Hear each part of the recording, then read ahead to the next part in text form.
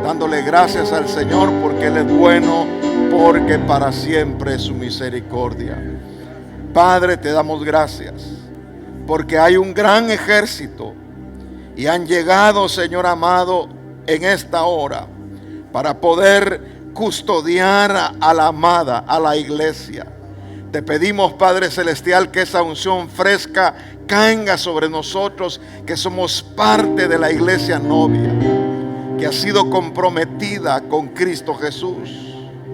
Ahora pedimos, Señor amado, que esa unción se derrame desde la cabeza hasta el borde de las vestiduras, y que todo el cuerpo, Padre, unido, y que cada uno como miembro de este cuerpo vaya creciendo.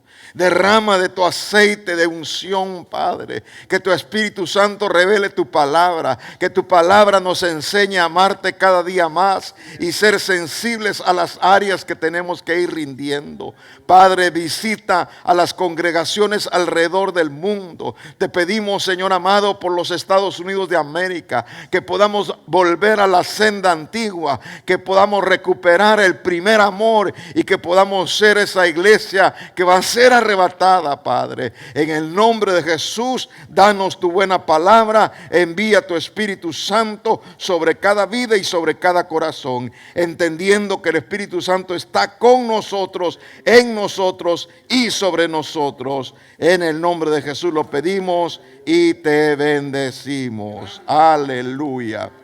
Bendito sea el Señor. Tome su lugar, por favor.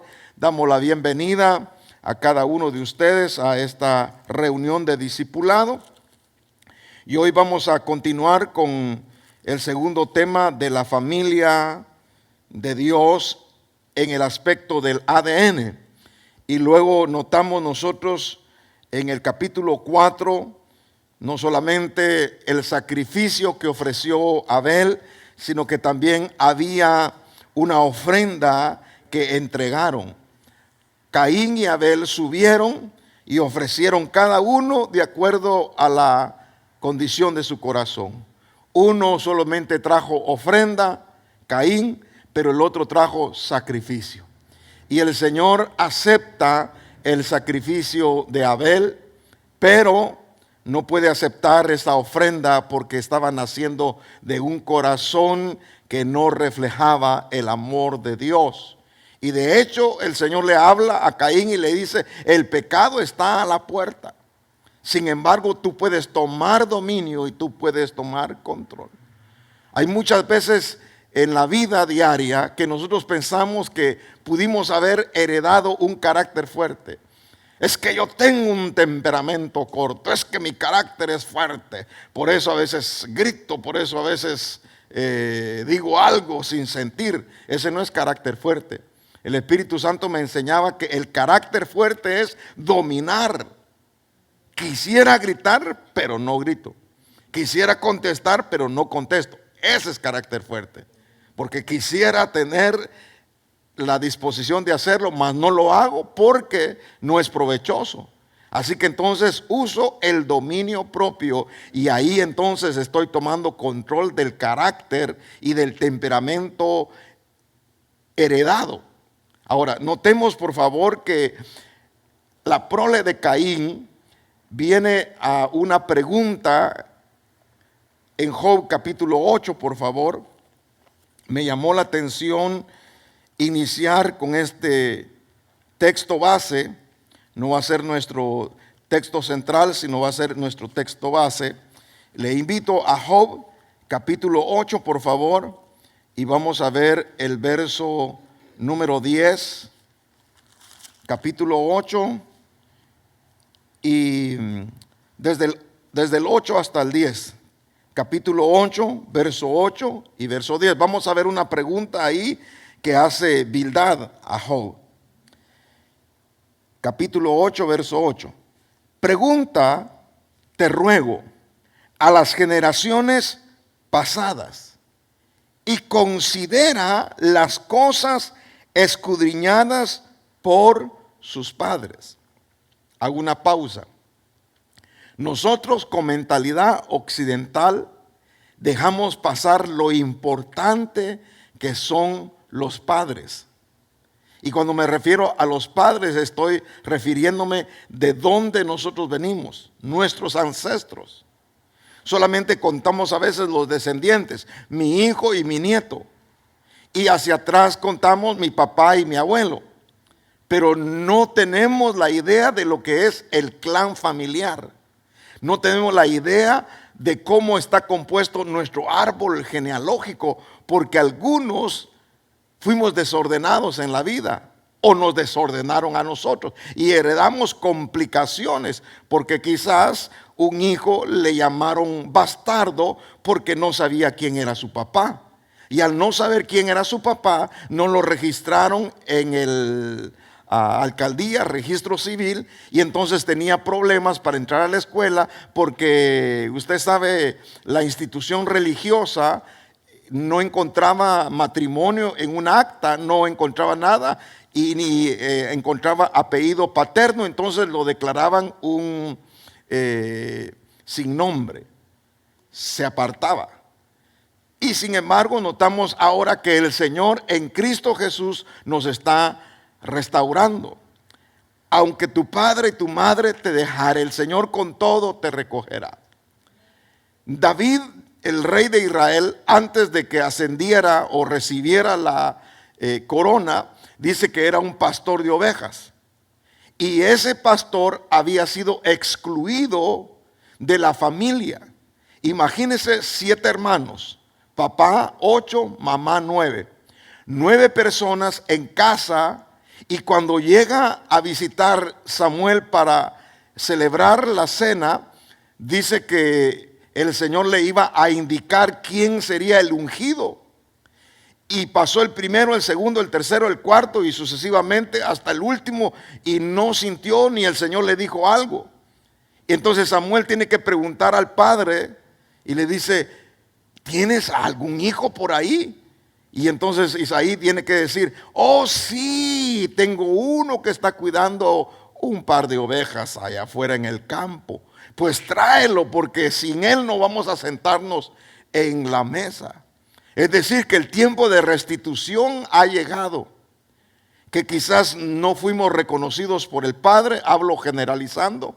Alguna persona no fue reconocida por su mamá, fue creada por su abuelita o un tío. Alguien se hizo encargo de la crianza y la educación de los niños. Sin embargo, ahora venimos a ser absorbidos por Cristo Jesús a través del espíritu de adopción, por el cual nosotros podemos decirle a Dios, le podemos decir Abba. No simplemente le vamos a decir Elohim, no le vamos a decir Eleión, le vamos a decir Padre, reconociendo que Él es el Dios todopoderoso, pero Él envió a su Hijo para que con ese espíritu de adopción nosotros ahora fuéramos parte de una nueva familia. Y como somos una nueva familia, Dios nos está integrando a esta familia espiritual que se llama la iglesia. Israel tenía sus 12 tribus. Y ellos conformaban clanes familiares.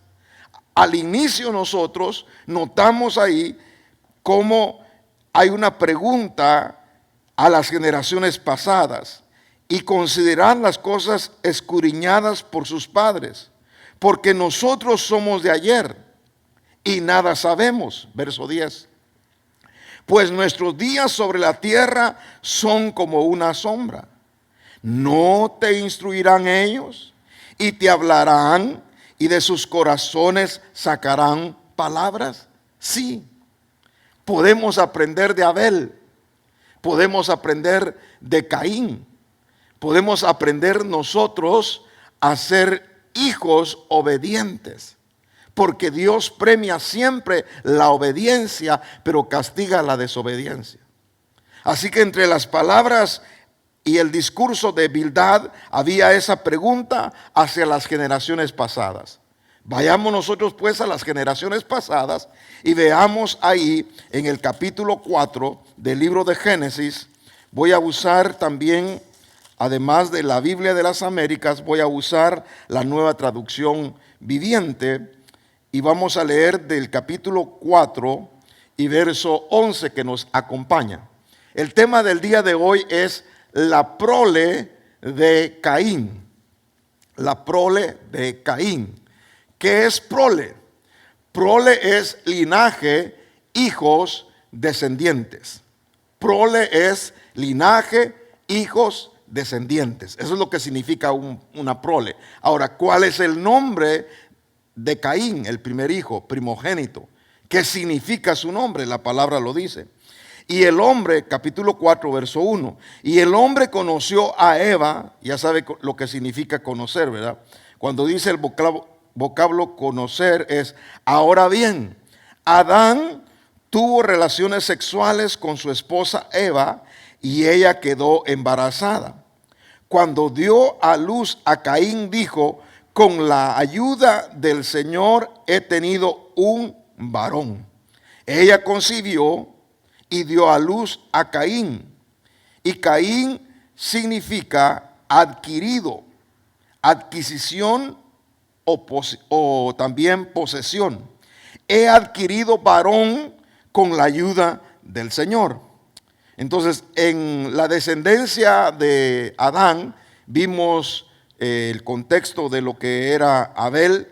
Ahora nosotros vamos a agarrar solamente lo que es la prole de Caín. En el verso número 11. Ahora pues, en la versión nueva dice en el 11, ahora eres maldito y serás expulsado de la tierra que se ha tragado la sangre de tu hermano. Ahora pues maldito eres de la tierra que ha abierto su boca para recibir de tu mano la sangre de tu hermano. Cuando cultives el suelo, no te dará más su vigor. 12. La tierra ya no te dará buenas cosechas por mucho que trabajes. De ahora en adelante serás un vagabundo sin hogar sobre la tierra. Cuando cultives el suelo no te dará su vigor, vagabundo y errante serás en la tierra. Entonces viene un vocablo aquí que me llamó la atención, proletario, que muchas veces lo ponen así como una clase social. El proletario, dice el diccionario, ofrece su trabajo a cambio de un salario. Debido a que no tiene una tierra, no tiene dinero, no tiene nada que ofrecer, entonces lo único que puede ofrecer es su mano de obra. Y esa mano de obra la vende como salario. Eso era lo que iba a hacer Caín de ahora en adelante. La maldición era grande. ¿Por qué? Porque su trabajo no daba fruto, porque sus obras no producían nada y la tierra, dice la palabra, cerró su boca. La tierra abrió la boca para tragar la sangre, para que la sangre de Abel no fuera pisoteada, la guardó la tierra. Abrió la boca, pero la tierra aquí cerró su boca para que Caín no pudiera producir nada en su vida. Ahora, note por favor el verso número 14 y dice en el 13, y Caín dijo al Señor, mi castigo es demasiado grande para soportarlo. Caín respondió al Señor, mi castigo es demasiado grande para soportarlo. Me has expulsado de la tierra y de tu presencia, me has hecho un vagabundo sin hogar, cualquiera que me encuentre me matará. He aquí he sido arrojado hoy de la faz de la tierra, de tu presencia me esconderé y seré vagabundo y errante en la tierra, y sucederá que cualquiera que me halle me matará. Entonces estaba él bajo un temor constante. Él estaba atravesando una experiencia en la cual el Señor lo confrontó porque la sangre clamaba justicia de Abel y ahora él entró en pánico, consecuencia de sus acciones. No solamente la tierra no le iba a dar su fruto, sino que también iba a caminar errante como un vagabundo. Verso 15. Entonces el Señor respondió, no, porque yo castigaré 7 veces a cualquiera que te mate. Entonces el Señor le puso una marca a Caín como advertencia para que cualquiera que intentara matarlo no pudiera, porque ya estaba advertido. Así que cualquiera que lo hallase, teniendo él una identificación, podía entonces recibir la advertencia que no debía de matarlo. Notemos entonces que Dios tenía originalmente un diseño para la familia. Tenía también un plan y en el nombre tenía la identidad, el destino y el propósito. Por eso es que aparece el serpiente para destruir a ese matrimonio, para que ellos se dividieran. Ellos salieron fuera del huerto del Edén y empezaron a vivir una vida diferente a la que estaban acostumbrados. Ahora sus hijos salieron fuera del control.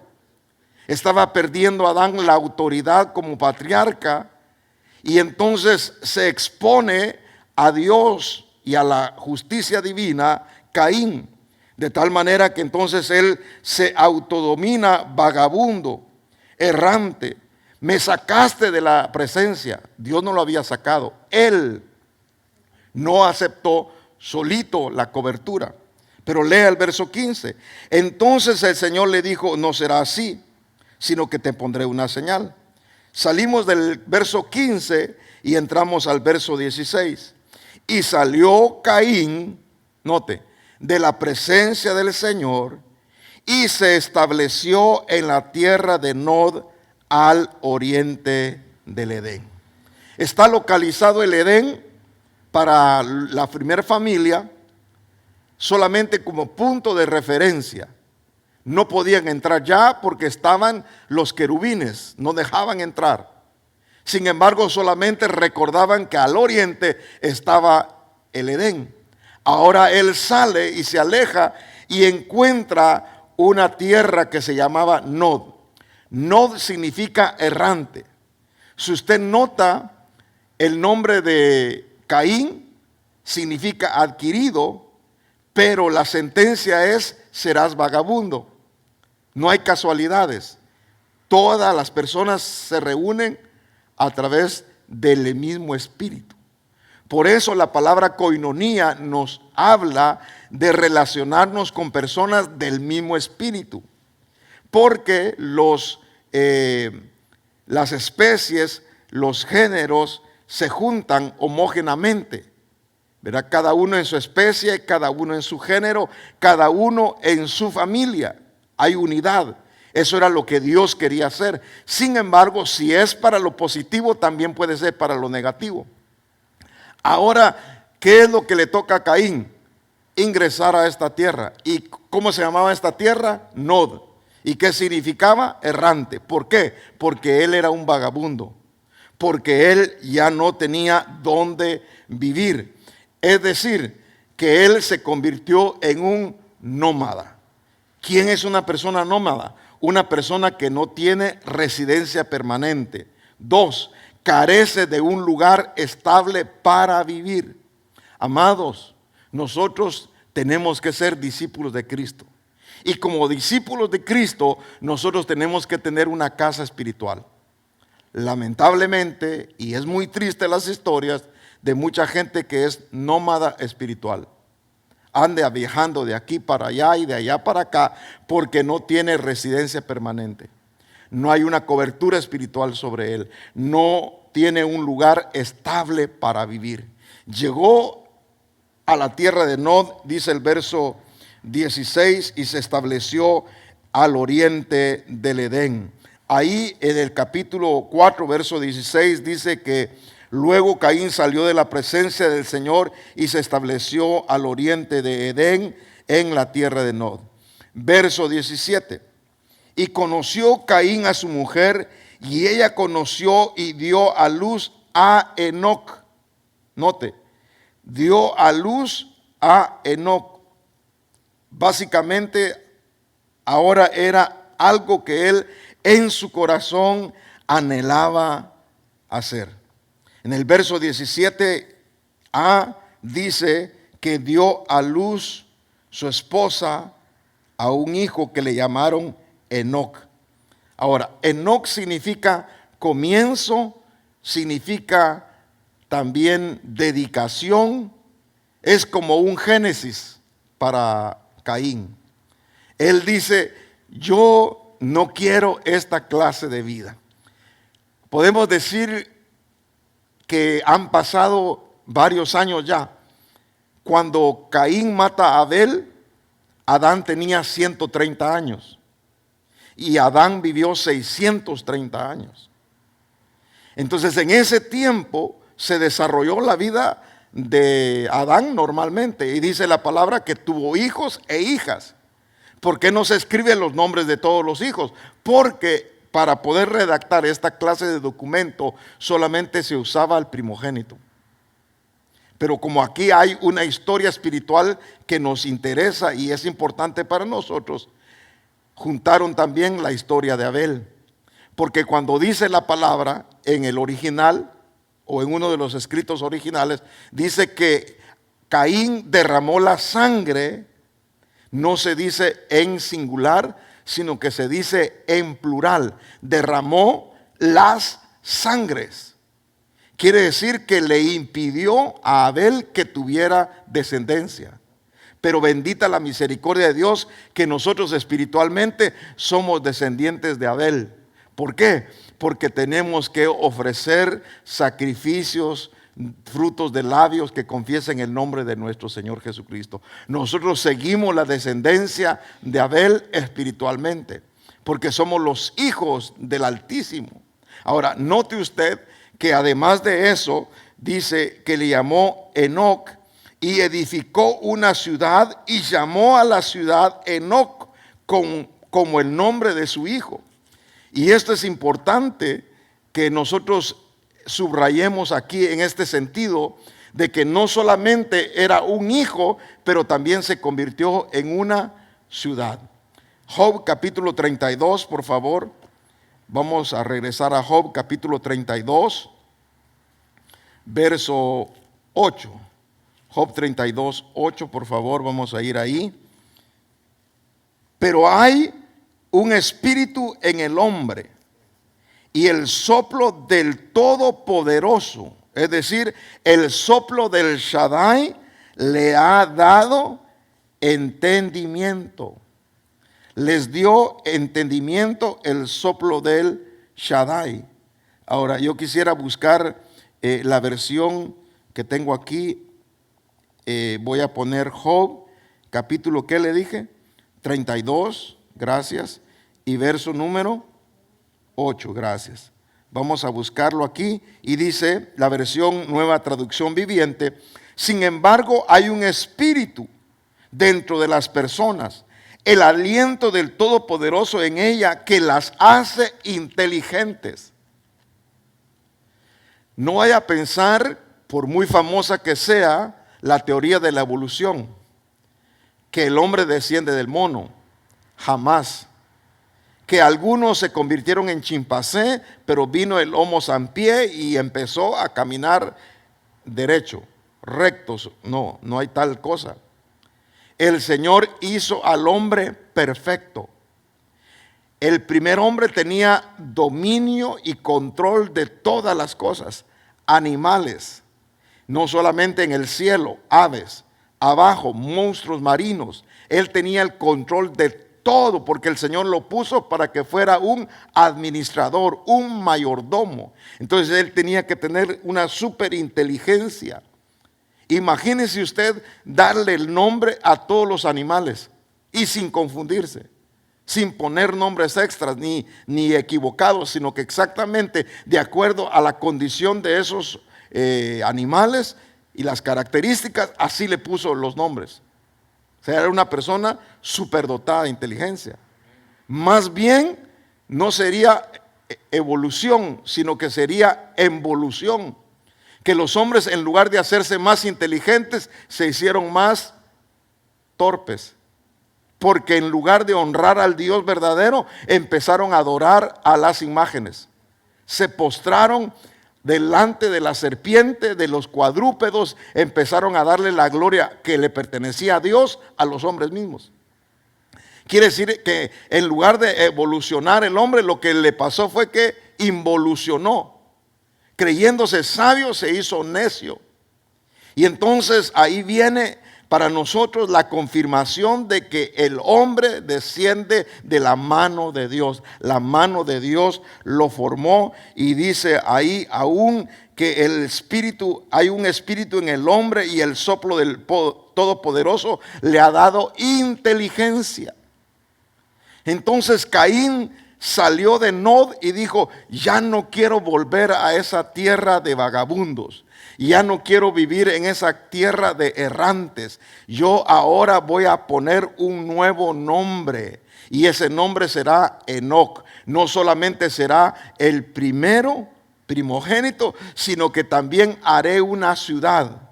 Y cuando dice, regresemos allá, y cuando dice en el capítulo 4, y edificó una ciudad, vamos a regresar a Génesis 4.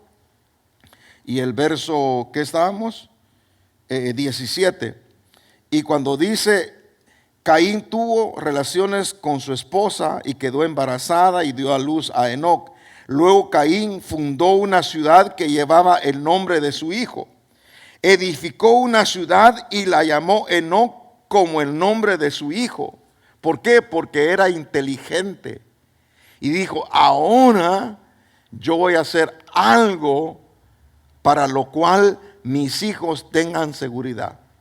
Todo lo contrario que a mí me pasó. Yo fui vagabundo, fui errante, no tenía residencia permanente, carecía de un lugar estable para vivir, y eso no va a suceder jamás.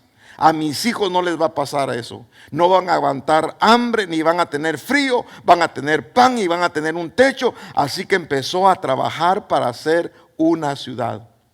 Y sabe que una de las versiones más apegadas al original dice que era constantemente el trabajo. Edificaba, pero nunca terminaba.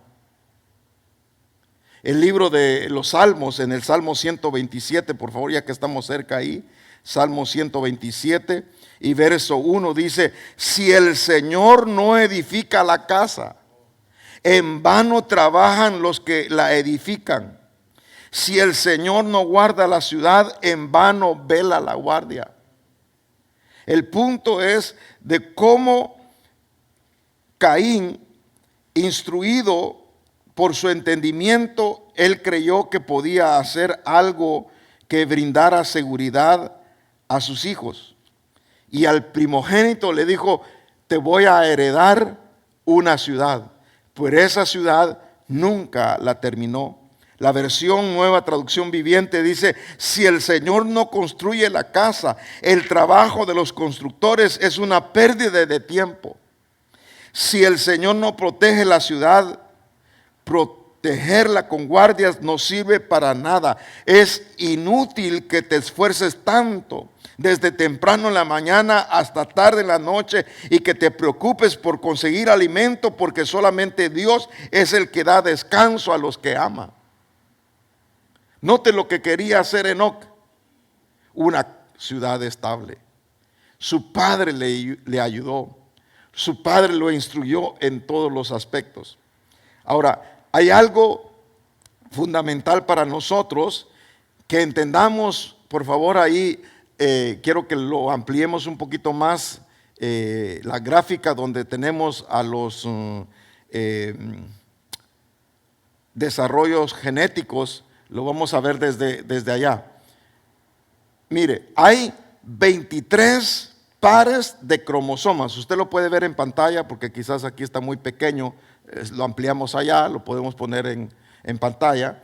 Hay 23 pares de cromosomas que nos da la cantidad de 46. Entonces, un padre sano, a su extrema izquierda, un padre sano, se conoce ese cromosoma XY,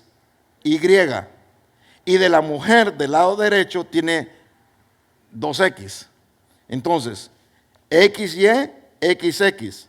Cuando un hombre y una mujer se unen, es donde entonces, por ejemplo, vemos al lado izquierdo que se unió el padre sano y la madre tiene mutación.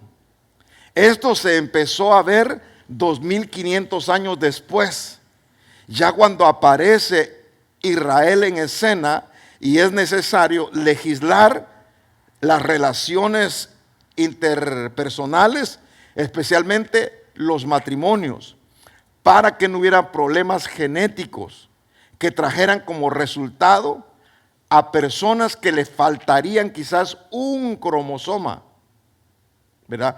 Los síndromes de Down y muchas otras cosas que se derivan de mutaciones genéticas que pueden investigarse, pero cuando las personas están enamoradas, ni siquiera examen de sangre se hacen. Ah, yo la quiero, dice. Pero ¿y si te sale chato? No importa, con tal de que respire, dice. Porque no quieren entrar en el conocimiento de lo que es una genética saludable para sus descendientes, ni espiritualmente, muchas veces, mucho menos físicamente. Hacen el esfuerzo de ver si son compatibles genéticamente. Ahora, note usted que ahí vemos nosotros que la madre trae mutaciones y por eso está en X, la nota usted en rojo. Siempre X, pero en rojo. Ella trae una mutación en su gen. Cuando se une, el primer hijo viene sano. ¿Por qué? Porque el gen del padre con el gen malo puede absorber el gen del padre, el gen malo de la madre, y nace el niño sano. En el segundo caso viene una hija y la hija también sale sana porque genéticamente se ayudan las células para que combatan a lo que viene mal, dañado. Pero en la tercera notamos nosotros que ya la X viene y la tercera niña ya es portadora de un problema genético. Algo trae. Pueden ser deformaciones físicas en el cual se presenta un labio partido.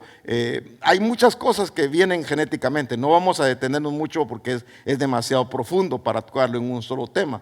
Luego vemos que ya viene un cuarto y a ese cuarto el hijo ya vino afectado completamente. Entonces, de la misma manera venía, ¿verdad? De la misma manera regresamos, de la misma manera venían los hijos de Caín. Venían con algo dentro de su corazón. Ya no, olvidémonos ahorita de la genética física. Hagamos cuenta de lo espiritual. ¿Qué traían dentro del corazón los hijos de Caín?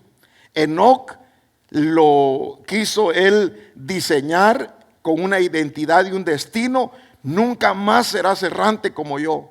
Te voy a hacer tu casa. Sin embargo, dice la palabra, vamos ahí. Estamos en Génesis, por favor, capítulo 4 y verso, creo que está en el 17, ¿no? Y luego dice que tuvo un hijo, le puso Enoc, su primogénito. Verso 18, Enoc tuvo un hijo y le puso por nombre Irad.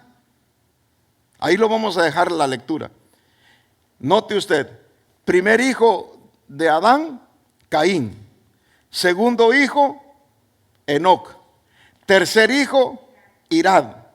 Ahora, mire, Irad significa fugitivo, pasajero, alguien que está solamente de paso.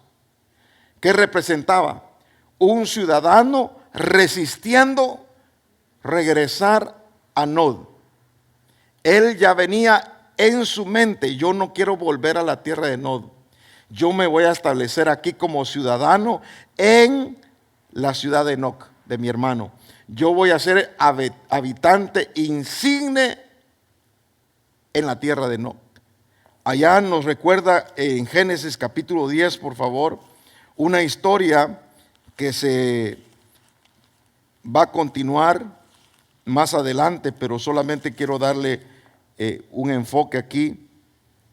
Vamos a buscar el capítulo 10, por favor. Génesis 10. Génesis 10. y vamos a buscar, en un segundito vamos aquí, vamos a irnos al verso 6. Y estamos 6, ok. Los descendientes de Cam fueron Cus, Mizraim, Fut y Canaán. Y los descendientes de Cus, y ya dicen quiénes. Verso 8.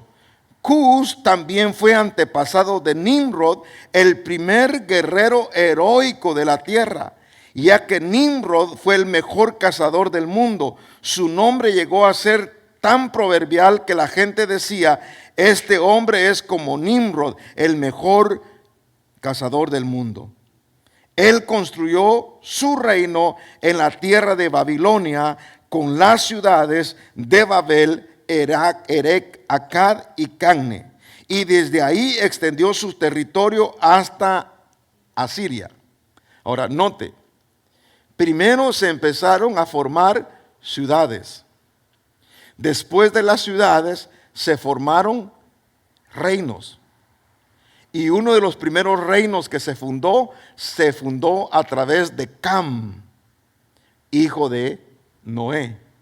¿Qué traería él en su genética?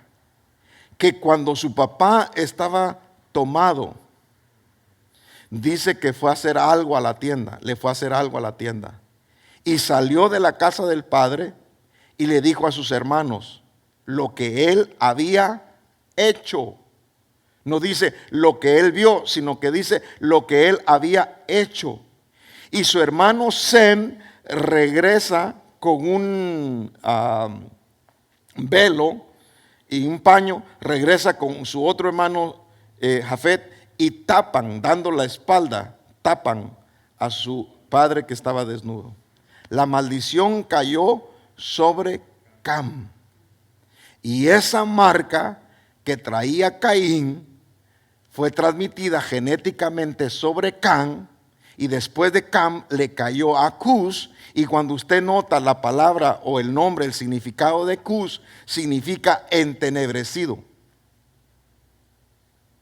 Solo dése una idea de cómo genéticamente fue a parar esos genes en la vida de Nimrod. Ahora, capítulo 11. Cuando notamos nosotros en el capítulo 11, vamos a ir hacia el... Sí, siempre Génesis. Génesis. Hubo un tiempo en que todos los habitantes del mundo hablaban el mismo idioma y usaban las mismas palabras. Al emigrar hacia el oriente, encontraron una llanura en la tierra de Babilonia y se establecieron ahí. Comenzaron a decirse unos a otros: vamos a hacer ladrillos y endurecerlos con fuego. En esta región se usaban ladrillos en lugar de piedra, y la brea se usaba como mezcla. Y el Señor descendió, dice, porque ellos dijeron en su corazón, en el verso 4, vamos, construyamos una gran ciudad para nosotros con una torre que llegue hasta el cielo. Eso nos hará famosos y evitará que nos dispersemos por todo el mundo. Miren las intenciones de ellos. Eran intenciones de ir más allá. Y dijo el Señor: miren, la gente está unida y todos hablan el mismo idioma. Después de esto, nada lo que se propongan hacerles será imposible. Vamos a bajar a confundirlos en diferentes idiomas, con diferentes idiomas, así no podrán entenderse unos a otros. Entonces había confusión. Verso 8. De esta manera el Señor los dispersó por todo el mundo y ellos dejaron de construir la ciudad. Por eso la ciudad se llamó Babel, porque fue ahí donde el Señor confundió a la gente con distintos idiomas, así los dispersó por todo el mundo. Entonces Babel se conformó en Babilonia, como ahora espiritualmente nosotros vemos a Jerusalén. Jerusalén celestial, madre de todos, es una ciudad donde albergará a los habitantes futuros en sus paredes. De la misma manera, Babilonia es una ciudad, pero es una ciudad de las tinieblas.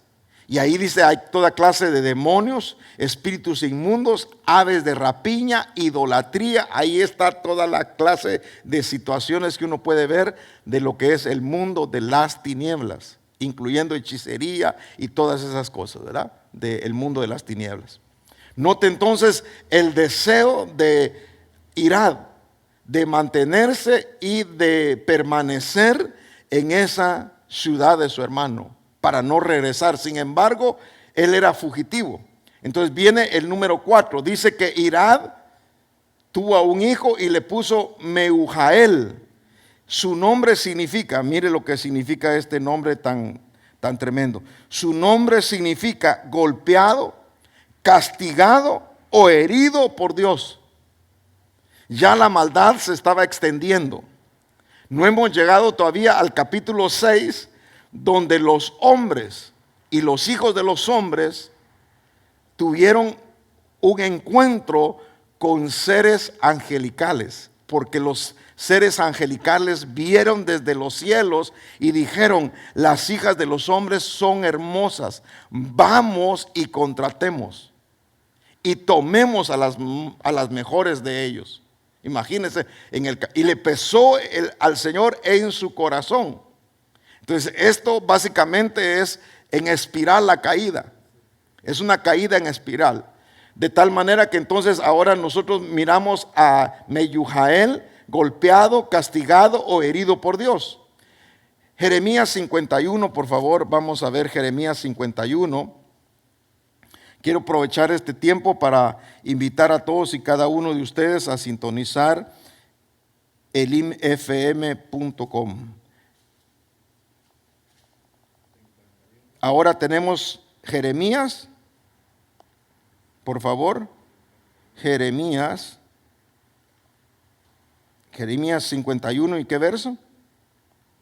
Tenemos el verso 29 al 30.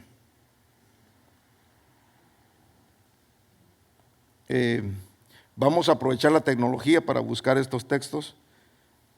La tierra tiembla y se retuerce de dolor, porque todos los planes del Señor contra Babilonia no han cambiado. Babilonia quedará desolada sin un solo habitante. Sus guerreros más poderosos ya no luchan más, permanecen en sus cuarteles sin valentía, se volvieron como mujeres. Los invasores quemaron las casas y derribaron las puertas de la ciudad. La versión de las Américas habla un poquito más fuerte hacia la actitud de estos hombres. Y esta versión de las Américas dice que ellos, vamos a ver el verso 29, dice, porque la tierra tiembla, que era el 51, 29, ¿verdad? Entonces dice esta versión, la tierra tiembla y se retuerce, porque se cumplen los designios del Señor contra Babilonia. Entonces dice que los valientes, el verso 30, han dejado de luchar los valientes, ¿verdad? Se han agotado y se han vuelto como mujeres.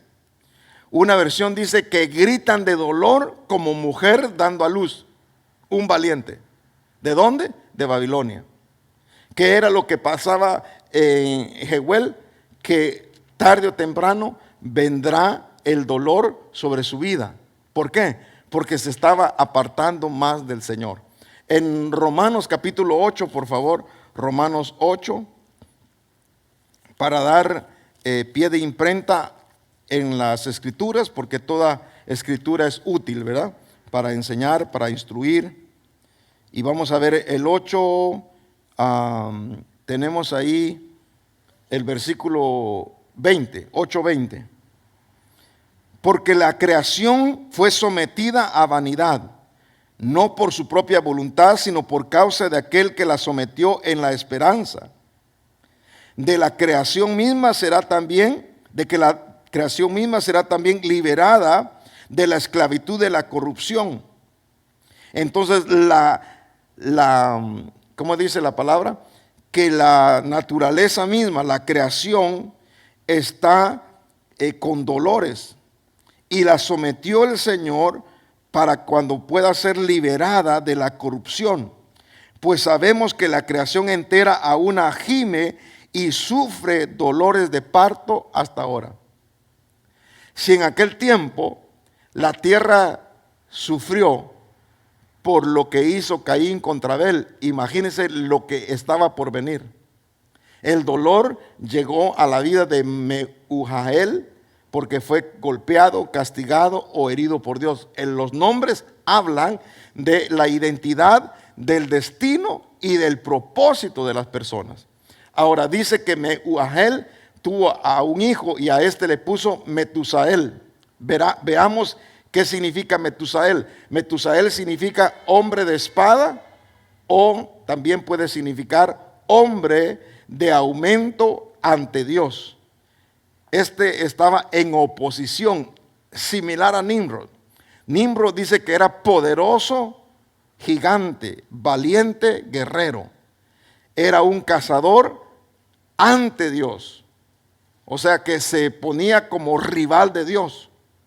Se creía como que iba a ser similar a lo que dijo el ángel Luzbella, que dijo: subiré hasta lo alto y pondré mi lugar donde está el trono de Dios. Imagínense, solo subió en el pensamiento y Dios lo tuvo que botar. Ahora, nos habla también en otro diccionario que encontré, decía que el nombre de Metusael significa Dios está muerto.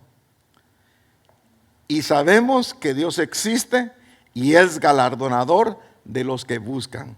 Porque Dios no es hombre ni hijo de hombre para mentir ni para arrepentirse. Dios es Dios, Dios está vivo y está sentado en su trono. Démosle una ofrenda de palmas al Dios de la gloria. Amén. Ahora, miremos Romanos capítulo 1, ya que estamos aquí, por favor. Y vamos a leer desde el verso 20. Porque desde la creación, aquí tengo esta versión, porque desde la creación del mundo, sus atributos, o sea, la obra de Dios tiene, número uno, atributos divinos, atributos invisibles, tiene eterno poder, tiene divinidad. Todo esto, estos tres elementos, tienen la obra de Dios. Y en ellos se ha visto con toda claridad, siendo entendidos por medio de lo creado, de manera que no tienen excusa. Subió uno de los astronautas, ¿verdad?, en su nave, uno de los Apolos, y vio la escena de la Tierra desde la luna. Él había estado en la Tierra mirando hacia la luna, pero ahora estaba en la luna mirando hacia la Tierra. Y dijo: aquí tiene que existir un creador. ¿Cómo es que los planetas, por ejemplo, en el caso de nosotros, de los planetas que giran alrededor del Sol, ¿verdad?, van hacia un lado, pero hay otros que giran a la inversa y ninguno de ellos chocan? Entonces él dijo: aquí tiene que haber un creador. Esto no se pudo haber hecho solamente de un Big Bang. Esto no fue una explosión cósmica que se creó. No, esto Dios lo hizo. Él creó todas las cosas, visibles e invisibles. Y tres elementos, los atributos invisibles, su eterno poder y su divinidad, se echan de ver de todo lo que ha sido creado. De tal manera que no hay excusa para nadie. Pues aunque conocían a Dios, no le honraron como a Dios ni le dieron gracias, sino que se hicieron vanos en sus razonamientos y su necio corazón fue entenebrecido. Profesándose sabios, ¿qué les pasó? Se hicieron necios y cambiaron la gloria de Dios, del Dios incorruptible, por una imagen en forma de hombre corruptible, de aves, de cuadrúpedos y de reptiles. Por consiguiente, esta es la consecuencia. Dios los entregó a la impureza de la lujuria de sus corazones, de modo que deshonraron entre sí sus propios cuerpos, porque cambiaron la verdad de Dios por la mentira, y adoraron y sirvieron a la criatura en lugar del Creador, que es bendito por los siglos. Amén. Pero no solamente eso. Por esta razón, este es el motivo, Dios los entregó a pasiones degradantes, porque sus mujeres cambiaron la función natural. La versión de las Américas dice, porque sus mujeres cambiaron relaciones sexuales normales y abandonando el uso natural, dice que las entregó porque es contra la naturaleza. Y de la misma manera también los hombres, verso 27, abandonando el uso natural de la mujer, los hombres se encendieron en su lujuria unos con otros, cometiendo hechos vergonzosos, hombres con hombres, y recibiendo en sí mismo el castigo correspondiente a su extravío. Y así como ellos no tuvieron a bien reconocer a Dios, Dios los entregó a una mente depravada, para que hicieran las cosas que no convienen. Entonces están llenos de toda injusticia, maldad, avaricia y malicia, colmados de envidia, homicidios, pleitos, engaños, malignidad, son chismosos, detractores, aborrecedores de Dios, insolentes, soberbios, jactanciosos, inventores de lo malo, desobedientes a los padres, sin entendimiento, indignos de confianza, sin amor, despiadados, los cuales, aunque conocen el decreto de Dios, que los que practican tales cosas son dignos de muerte, no solo las hacen, sino que también dan su aprobación a los que la practican. Note usted cómo llegó al punto el quinto hijo procedente de Adán, en la línea de Caín, con este gran expediente sobre sus vidas. ¿Cómo no lo iba a castigar Dios? Si se creía un hombre con espada, si se creía un hombre que iba de aumento ante Dios o contra Dios. Entonces dice la palabra que después de Matusael tuvo un hijo y le puso Lamec. Mire qué número le tocó a él. Le tocó el número 6. El 6 nos habla de la imperfección del hombre en acción. Cierto que el número 7 es número de perfección, entonces lo contrario es número 6. El hombre fue hecho al sexto día. El hombre muestra una imperfección. Entonces vendrá el anticristo y pondrá la marca, pondrá el nombre y pondrá el número, el cual es 666, misterio. Significa que Lamec, su nombre es poderoso, pero también tiene una asignación de conquistador. Él quería entrar en esa dimensión, como más años más tarde llegó a serlo Nimrod, poderoso cazador. De la misma manera, Lamec ahora lo notamos nosotros en 1 Corintios capítulo 3, ya que estamos en Romanos. Vamos 1 Corintios capítulo 3 y verso 18. Nadie se engaña a sí mismo. Si alguno de vosotros se cree sabio según este mundo, hágase necio a fin de llegar a ser sabio. El necio es contado como sabio cuando ¿qué? Cuando calla. En silencio nos miramos mejor. Es mejor calladitos. Es mejor oír 2 veces y hablar una sola vez. Los señores carpinteros me enseñaron que había que medir la tabla 2 veces para cortar una sola vez.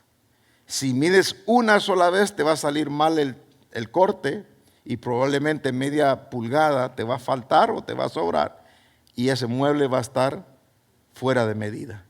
Pero si mides 2 veces y un solo corte, no vas a necesitar de nada. Ese es en los casos más sencillos. Pero imagínense en las operaciones. El cirujano dice, hay que medir 2 veces, hay que asegurarse 2 veces.